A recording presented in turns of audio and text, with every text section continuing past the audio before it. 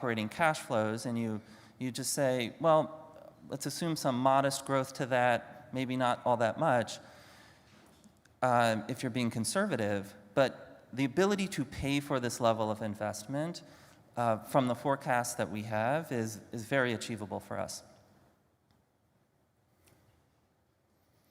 I'm often asked about capital allocation. I think our strategy here is very straightforward. I touched upon it a little bit in our last slide, but just to be explicit about it, obviously the priority here is to ensure that we're using capital to run the day-to-day operations of the business. This is a working capital intensive business, and this has to be managed very carefully.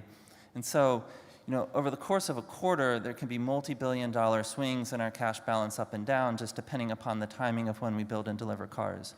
So we obviously have to have money set aside for that. Downside protection is another really important area where we have money set aside for that.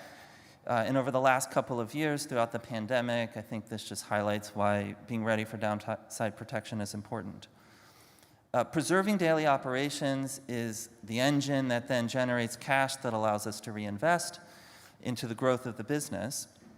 And I'm very proud that over the last couple of years, despite the ups and downs in the macro environment and interruptions to supply chains, we have never once pulled back on our investments in growth, so that remains a huge priority for us. We do then, after investing in growth, we look at opportunistic ways to spend our cash. These are more financially oriented, where if a return exceeds a hurdle, then we can place cash in that. This is part of our story of cost reduction in the Fremont factory.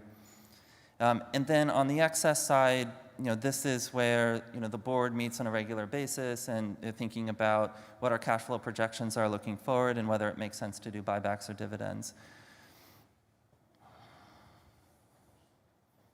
So to wrap up the finance portion of the presentation today, a couple of key messages I just want to leave you all with here is that we use innovation at an intense level to drive costs down and improve the efficiency of the business.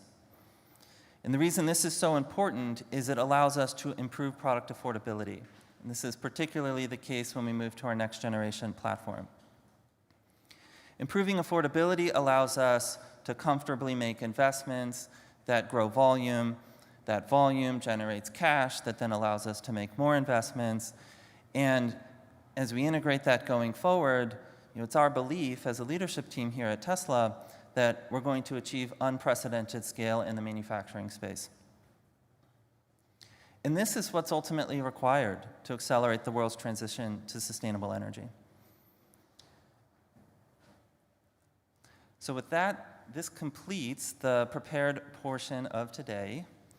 We're going to take a short break, and then we'll resume with a live Q&A. Thank you all very much.